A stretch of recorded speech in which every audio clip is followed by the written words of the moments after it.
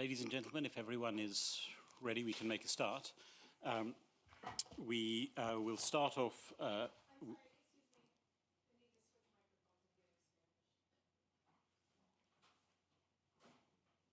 Can you switch microphones, please? Okay. English. Can you switch to English? Ahora, ¿se escucha en español? Sí, están diciendo que sí.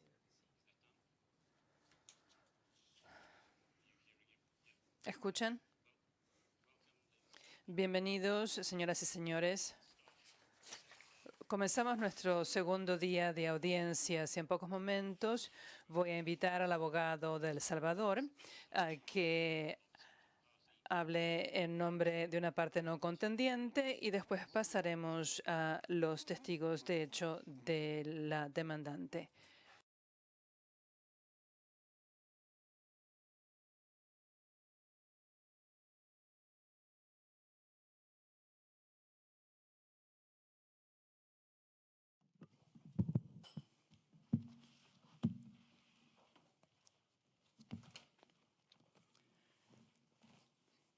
Morning, President. Señor presidente, miembros del tribunal, es un placer estar aquí hoy en representación de la República de El Salvador en calidad de parte no contendiente en este arbitraje para tratar los temas de la interpretación del tratado que se abordan con más detalles en el escrito presentado por El Salvador el viernes pasado. Pero antes de pasar al fondo de esta presentación, quisiera tomar un momento para hablar un poco sobre el papel de las partes no contendientes en un arbitraje relacionado con el CAFTA. La razón por la cual estamos acá hoy con un tribunal internacional para decidir en un reclamo de un inversionista extranjero contra un Estado soberano es porque 7 estados negociaron y ratificaron un tratado que llamamos CAFTA. Se debería llamar CAFTA RDEEUU porque hay más partes, pero en aras de la brevedad lo llamamos CAFTA. De acuerdo con la Convención de Viena sobre el derecho a los tratados, así como el derecho consuetudinario internacional, los estados se consideran como los dueños y señores de sus tratados. Así que las partes del CAFTA se reservan un papel en la interpretación de su tratado y lo hacen porque creen en la necesidad de proteger la integridad y la viabilidad a largo plazo de su tratado. Y en este caso lo hacen mediante la presentación de escritos como partes no contendientes de acuerdo con artículo 10.20.2 del CAFTA. Es importante señalar que las partes no contendientes no se ponen del lado de nadie en un arbitraje, no tienen un interés en el desenlace de un caso y no expresan opiniones sobre las interpretaciones del tratado deben aplicarse al caso, porque cada parte del CAFTA entiende que un tratado debe interpretarse de la misma forma, independientemente de que la parte del CAFTA esté ante un tribunal en calidad de demandado en un arbitraje o como parte no contendiente o si uno de sus nacionales aparece ante un tribunal como demandante, como en este caso. Pasamos ahora a los principales puntos del escrito presentado por El Salvador y voy a referirme a 3. Voy a explayarme más sobre uno porque es el primer arbitraje en el marco del CAFTA relacionado con medidas ambientales que llega a la etapa de fondo.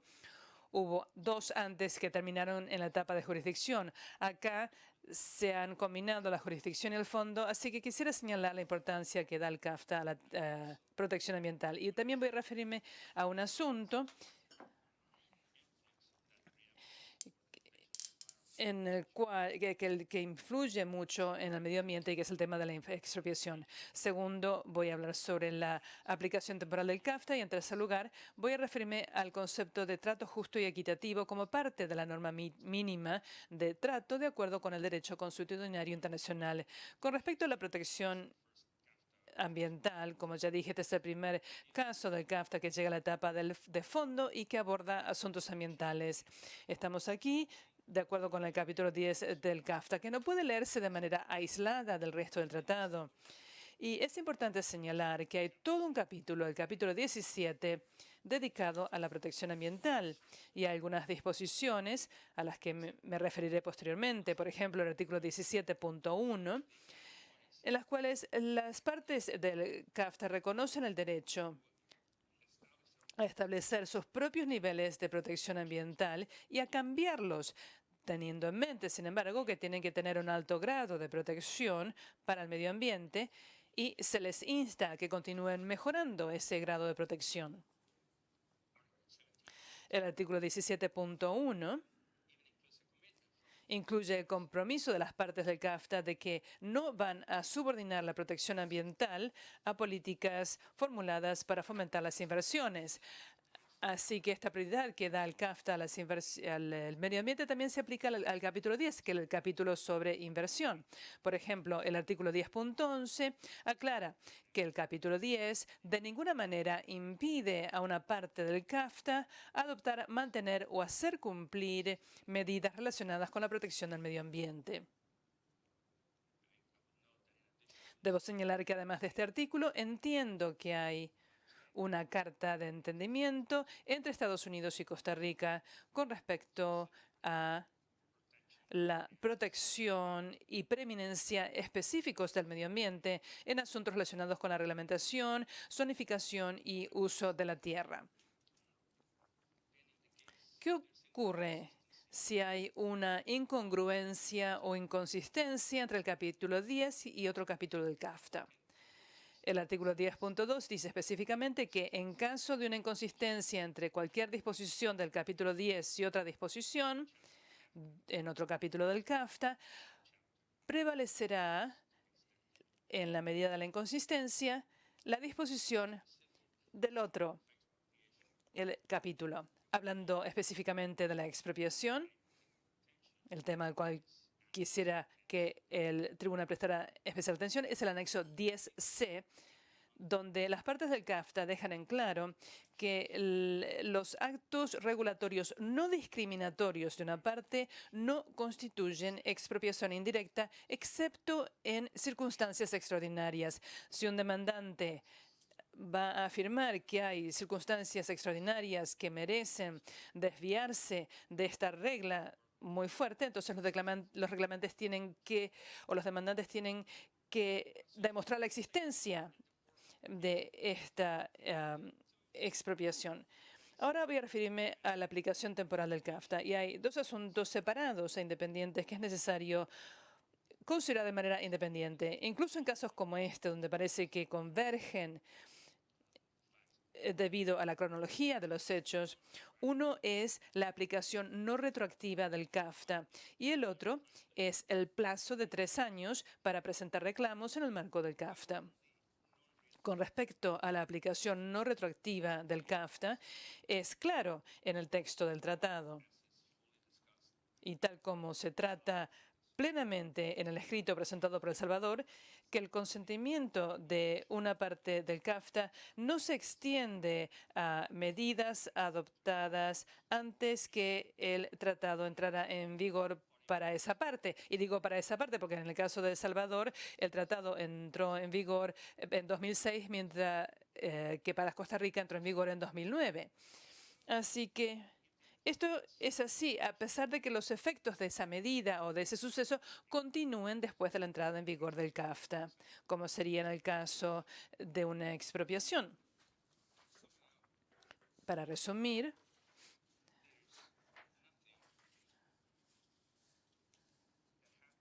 no hay nada que ocurriera antes de la entrada en vigor del CAFTA que pueda ser una infracción del CAFTA o un incumplimiento del CAFTA porque no existía una obligación al marco del CAFTA antes que entrara en vigor el tratado. Voy a referirme ahora al plazo de 3 años para la prescripción. Y acá es importante referirnos a al texto exacto del tratado. Dice que este plazo se cuenta a partir de la fecha en que el demandante tomó conocimiento o debería haber tomado conocimiento por primera vez de una infracción de acuerdo con el CAFTA o del daño sufrido. Acá hay 3 puntos a considerar. Primero, para que comience a correr este plazo de 3 años, no es necesario que el impresionista contrate a un abogado para que le diga cuáles son las disposiciones específicas que se infringieron, sino que es suficiente que el inversionista tenga conocimiento o deba haber tenido conocimiento de la medida que posteriormente se alega que constituyó una infracción del CAFTA. Segundo, basta con que el inversionista esté al tanto de que ha sufrido algún daño como resultado de esa medida, a pesar de que no conozca el importe exacto de ese daño o perjuicio. Tercero, es importante que, debido a la redacción específica del tratado, al decir que el momento en que debería haber tomado conocimiento por primera vez, es el momento en que el demandante debería haber sabido o tomado conocimiento. Así que el término por primera vez en CAFTA significa que no importa si el acto continúa posteriormente con respecto a la aplicación continua de este plazo de 3 años a los casos de expropiación. Sé que Estados Unidos presentó también un escrito como parte no contendiente el viernes, pero es útil para ver cómo se aplica esto en estas situaciones. Lo más importante que yo quisiera dejarles con respecto al segundo punto de la aplicación del CAFTA es que estos dos asuntos, la aplicación no retroactiva del tratado y el plazo de 3 años, son totalmente separados e independientes. Voy a pasar al último punto, que es la norma mínima de trato. Y acá tenemos 3 asuntos principales que yo quisiera mencionar, que se elaboran en los escritos presentados por El Salvador y Estados Unidos el viernes pasado. El primero es que las partes del CAFTA dejan en claro que el artículo 10.5 se refieren al nivel mínimo de trato de conformidad con el derecho consuetudinario internacional. También se deja en claro en el anexo 10b que el derecho consuetudinario internacional debe demostrarse por medio de las prácticas congruentes de los Estados, lo cual surge del sentido de la obligación jurídica. En otras palabras,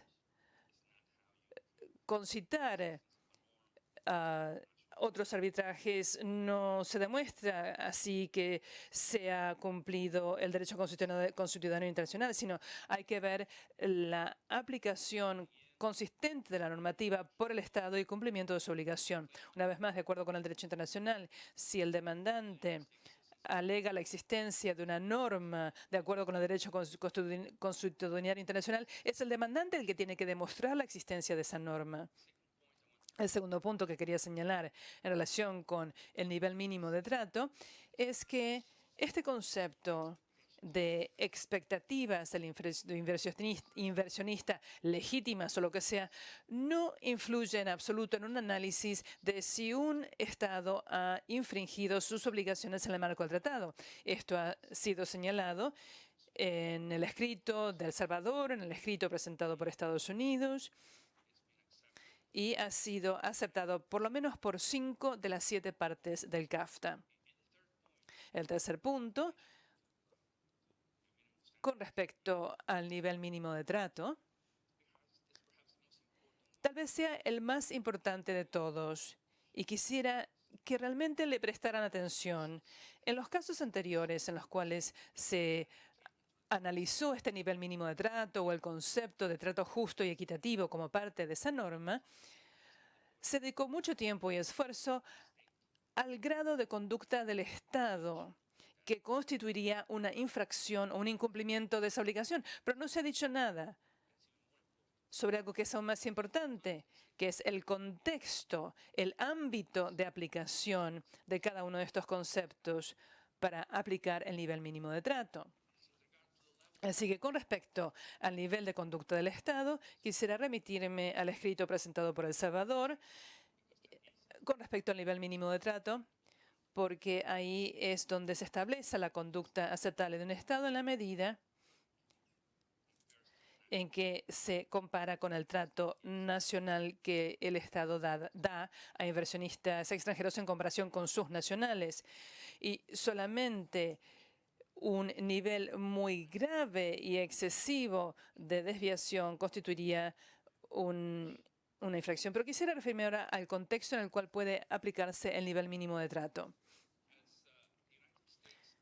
Como observan Estados Unidos y El Salvador en los escritos presentados el viernes pasado, hay unas pocas áreas que han sido establecidas y aceptadas en los cuales el concepto de nivel mínimo de trato se aplica en el marco del derecho consuetudinario internacional.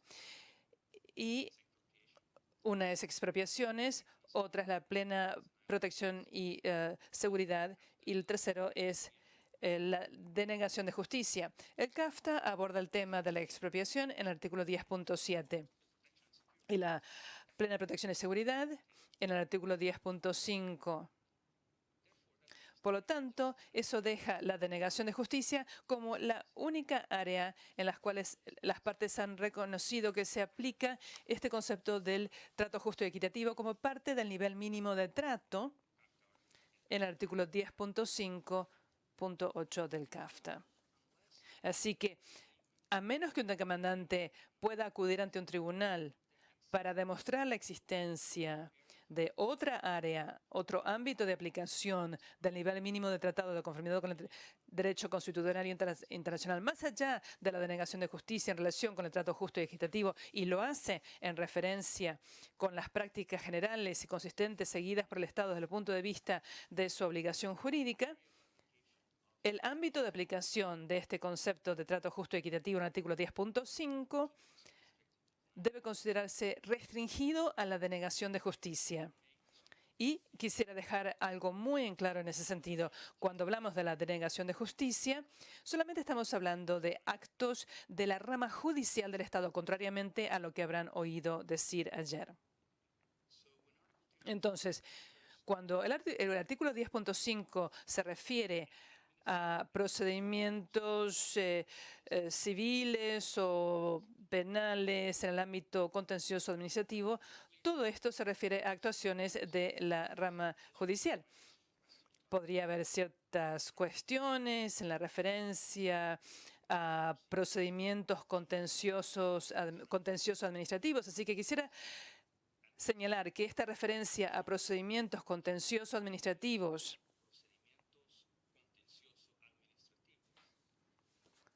se refiere a procedimientos de la rama judicial del gobierno. Voy a pedir al tribunal que considere los escritos presentados por las partes no contendientes al respecto, ya que, como pueden ver de los escritos presentados anteriormente por El Salvador en el marco del CAFTA en relación con el artículo 10.5 y en la etapa de fondo no abordados por el tribunal, cuando se tomó una decisión con respecto a responsabilidad sin abordar este asunto. Por eso quisiera que el tribunal, por favor, examine este concepto tal como se explican en los escritos presentados por las partes no contendientes. Y en este sentido, cuando hablamos de denegación de justicia, como ustedes saben, uno de los requisitos es que se agoten los recursos locales. Para concluir, quisiera señalar que en el escrito presentado como parte no contendiente el viernes pasado, El Salvador agrega anexos, es decir, copias de los otros 4 escritos presentados por partes del CAFTA, en parte porque El Salvador piensa que las partes no tienen suficiente tiempo para presentar un escrito como parte no contendiente, en este caso debido a la falta de tiempo. Y en esa oportunidad, El Salvador no sabía que Estados Unidos también iba a presentar un escrito como parte no contendiente. Así que quisiera que el tribunal prestara atención a esos escritos también como reflejo de la interpretación que da Estados Unidos al CAFTA. Concluyo así la presentación del Salvador y quisiera agradecerles su atención. Muchas gracias. Gracias a El Salvador y a Estados Unidos por haber presentado escritos en este caso, y obviamente los vamos a tener en cuenta con sumo cuidado en relación con el CAFTA. Antes de pasar al testimonio de los testigos, que llevarán la mayor parte del día, como les dije ayer, tenemos varias preguntas que desearíamos hacerles ahora y vamos a darles la oportunidad de responderlas de inmediato, si lo desean, pero prevemos que no van a querer dar respuestas detalladas de inmediato, sino tal vez una reacción inicial.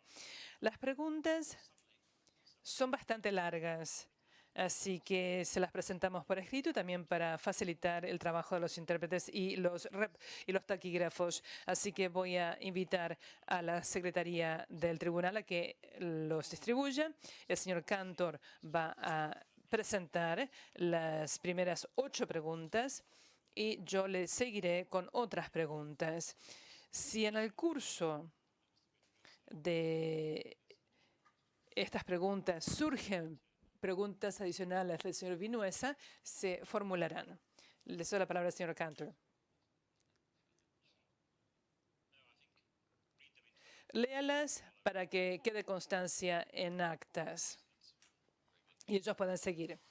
Muy bien, voy a leer las preguntas tal como constan aquí escritas y voy a hacer una pausa para ver si alguien necesita alguna explicación de alguna pregunta que no esté clara. Los demandantes han afirmado que el SINAC tomó medidas, entre comillas, para suspender o continuar la suspensión de las expropiaciones en relación con el informe de Contraloría de marzo de 2010. Cuyas, entre comillas, medidas continúan hasta la fecha. Los demandantes afirman que estas, entre comillas, medidas formaban parte de una infracción continua o un componente de una serie de actos u omisiones que infringieron, 1, el requisito de prontitud de las expropiaciones en el marco del derecho constitucional internacional. Segundo, el requisito de sin demora, entre comillas, del artículo 10.72a de CAFTA o 3, la obligación, de acuerdo con el artículo 10.5.1, de dar un trato justo y equitativo. Los demandantes también afirman que estos asuntos fueron divulgados por primera vez en julio de 2014 en el escrito de demanda, el escrito de la demandada sobre jurisdicción y el contramemorial sobre el fondo, párrafos 84 a 91. Por lo tanto, dicen los demandantes, la demandada debería haber renunciado a todo derecho a objetar el planteamiento de estos asuntos por las demandantes como infracciones o, por el contrario, que las demandantes deban tener derecho a modificar su declaración de reclamación. Las demandadas responden que las medidas opuestas en realidad eran un efecto persistente de una expropiación anterior o anteceden al plazo de prescripción en esta controversia. Asimismo, la demandada afirma que las demandantes no han planteado este asunto de manera oportuna. En ese sentido, agradecería que ambas partes respondieran a las siguientes preguntas. Tal vez coincidan un poco y les pido disculpa por ello. 1. Exactamente, ¿cuál fue la conducta de la Contraloría y cuándo? O la conducta del SINAC o del MINAE y cuándo fue que lo hicieron. Segundo, si el asunto resultó en la continuación o el establecimiento de la suspensión de la expropiación, ¿hay una prueba de la duración prevista de esa suspensión? Tercero, ¿qué impacto tiene, si es que lo tiene, este asunto a efectos de la prescripción en esta controversia? Cuarto, ¿tendría este asunto un impacto diferente para los reclamos de expropiación directa e indirecta o no? Quinto, ¿qué normas debe emplear el tribunal para hacer una distinción entre las llamadas, entre comillas, medidas y los llamados efectos persistentes de la conducta anterior? ¿Y qué pruebas son pertinentes para determinar la categoría en la cual debería encuadrarse este asunto? 6. ¿Es la afirmación por las demandantes con respecto a este asunto una alegación de hechos adicionales de los cuales tomaron conocimiento como parte del proceso contencioso en apoyo de reclamos ya realizados por la demandante en su demanda? O 7, ¿es la afirmación de las demandantes con respecto a este asunto un nuevo reclamo para lo cual se requiere modificar la demanda? Y por último, las circunstancias en las cuales este asunto fue dado a conocer a los demandantes afectan la forma en que el tribunal debería tratar esa afirmación y, en caso de así serlo, ¿de qué forma? Muchas gracias. Es un conjunto bastante intrincado de preguntas, así que no me imagino que nadie esté en condiciones de responder con muchos detalles. Voy ahora a presentar las preguntas que quisiera hacer e invitaré a las partes a hacer comentarios iniciales si lo desean. A título de preludio a mis preguntas, quisiera advertir a las partes que no traten de leer entre líneas y ver hacia dónde va el tribunal. El tribunal no sabe por el momento hacia dónde va. Son simplemente preguntas que se nos ocurrieron sobre la base de los escritos presentados y de sus alegatos iniciales de ayer. Yo tengo 5 preguntas. Ambas partes ya han presentado escritos que de alguna forma se refieren a los asuntos planteados en las preguntas. El propósito de las preguntas es invitar a ambas partes a dar respuestas que se concentren más directamente en los puntos sobre los cuales se pregunta. La primera pregunta es, suponiendo que una expropiación de una propiedad sea lícita en el momento en el que se anunció, en el sentido de que cumple todos los requisitos del artículo 10.7.1 del CAFTA, incluido el compromiso de pagar de manera pronta, adecuada y efectiva una indemnización y establece un mecanismo para hacerlo. Entonces, el posteriormente no pagar indemnización de manera pronta o pagar posteriormente una indemnización que es inadecuada o inefectiva, ¿constituye eso una infracción autónoma que dé lugar a una acción del artículo 10.7.1 o simplemente vicia el acto inicial de expropiación ab inicio? Segundo, suponiendo arguendo que el hecho posterior de no pagar, de no efectuar un pago pronto, efectuado y efectivo de una indemnización, constituye una infracción independiente del artículo 10.7.1, ¿en qué momento esa infracción da lugar a una acción con respecto a a lo alegado con respecto al pago pronto, adecuado y efectivo? En otras palabras, ¿en qué momento se puede decir que esa infracción alegada con respecto al no pagar indemnización se concretó? Tercero, en el caso de la expropiación, ¿es la infracción prevista en el artículo 10.18.1 del CAFTA una expropiación contraria al artículo 10.7 del CAFTA? ¿O es la conducta que equivale a la toma de una propiedad, sea que esa conducta dé lugar a una acción de acuerdo al CAFTA o no? En otras palabras, es el reclamo, es el conocimiento del reclamante de la infracción alegada. ¿Está el conocimiento del demandado de la infracción alegada supeditado a la existencia de un derecho de acuerdo al CAFTA? Cuarto, suponiendo arguendo que en el caso de una expropiación, la infracción del artículo 10.18.1 constituye una infracción del artículo 10.7.1, ¿qué impacto tiene la entrada en vigor del CAFTA el 1 de enero de 2009 en la fecha en la cual pudo haberse tomado conocimiento por primera vez de la infracción alegada? Quinto, suponiendo arguendo que a efectos del artículo 10.18.1, la fecha de la supuesta infracción en el caso de autos podría haberse tomado conocimiento de la misma el 1 de enero de 2009, ¿qué impacto tiene esto en la aplicación del plazo de prescripción de 3 años en este caso? No sé si el señor Venueza quiere agregarlo. Lamento no tener más preguntas en este momento. Me parece clara la posición de las partes. Ahora, no significa eso que más adelante no tenga que hacer más preguntas. Por ahora estoy satisfecho con lo que he leído y lo que he escuchado ayer. Gracias. No me imagino que eso pueda decepcionar a las partes a la luz de las preguntas que se acaban de hacer. Quisiera hacer una pausa aquí durante un momento para invitar a cada una de las partes, primero las demandantes y después a la demandada, para darles una oportunidad para que den algunas respuestas inmediatas. Y esto, si no es así, pueden responder posteriormente y no se considerará esto en contra de ustedes. Gracias, señor presidente y miembros del tribunal. No estamos decepcionados por no tener preguntas de 3 integrantes del tribunal, pero muchas gracias por estas preguntas que son tan detalladas y útiles. Un par de cosas. Puedo confirmar, habiendo leído los pormenores, que la mejor manera de responder sería por escrito. Así que nos comprometemos a hacerlo en el curso de la audiencia.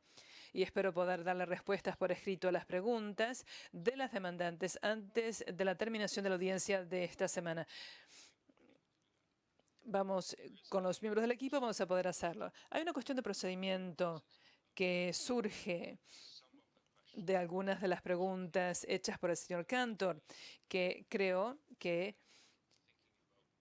debería ser tema de reflexión y abordarse desde el punto de vista del procedimiento, porque una de las preguntas que hace al Estado no pueden responderse en el contexto del expediente actual.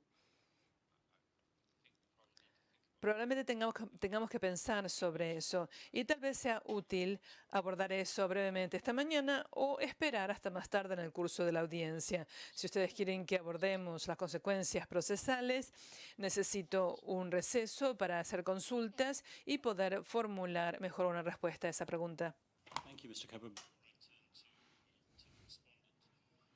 Gracias. Antes de dar la palabra a la demandada, creo que este no es el momento de tomar un receso para la consideración de temas procesales. Si nos queda tiempo al final de la sesión de hoy día, después del testimonio de los testigos de hecho, quizás podremos abordar esas cuestiones en ese momento. Ahora usted hizo una sugerencia y creo que el tribunal no lo tenía en mente necesariamente, que es que iban a responder en forma escrita en el transcurso de la semana.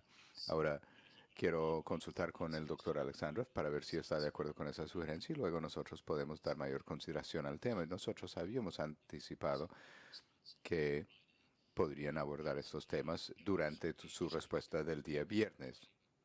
Para claridad, los vamos a tratar el día viernes, pero no solo en forma oral. Supongo, o sea, lo vamos a abordar y tenemos la idea de presentar el escrito. Señor presidente, un par de puntos. Primero, nosotros aceptamos su advertencia de no tratar de leer entre líneas y es la prerrogativa singular de un tribunal como este de no saber hacia dónde van. Nosotros nos oponemos a las presentaciones en forma escrita. Ya pasó el momento de los escritos. Aquí estamos en la audiencia. No hay necesidad de escritos posteriores a la audiencia. En este momento no vemos la necesidad, de manera que en nombre de la demandada nosotros insistimos en que se respondan a las preguntas del tribunal en forma oral durante los alegatos de cierre. Ahora, en ese sentido, mi pregunta, y se puede contestar después, si es una pregunta procesal, si el tiempo para responder a las preguntas del tribunal se va a contar contra el tiempo asignado a las partes o se asignará al tiempo del tribunal.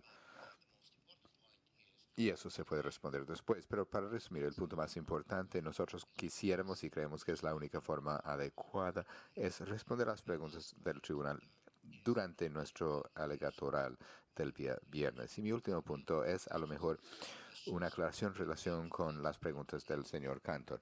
Las primeras preguntas son preguntas de hecho y tienen que ver con lo que han afirmado los abogados de la demandante. Ahora, si los podemos responder sobre la base del expediente ya existente, si la respuesta es que sí, entonces vamos a necesitar un tiempo para buscar en el expediente para poder responder a las primeras dos preguntas. Si se nos invita a presentar más pruebas, entonces es una proposición muy diferente y vamos a necesitar alguna orientación en cuanto a la manera de proceder. Quisiera responder en forma inmediata y, como digo, podemos abordar el tema procesal al final del día. Y esto nos permitirá reflexionar sobre esta cuestión procesal, así como sobre la cuestión de las presentaciones escritas. El tribunal hasta el momento no ha tomado ninguna decisión respecto a los escritos posteriores a la audiencia. Pensamos abordar esta pregunta el día viernes, de manera que es nuestra expectativa que en la medida en que es posible responder a estas preguntas, las partes las responderán durante los alegatos de cierre. Ahora entiendo, entiendo que la demandante propone presentar un documento escrito en vez de algunos documentos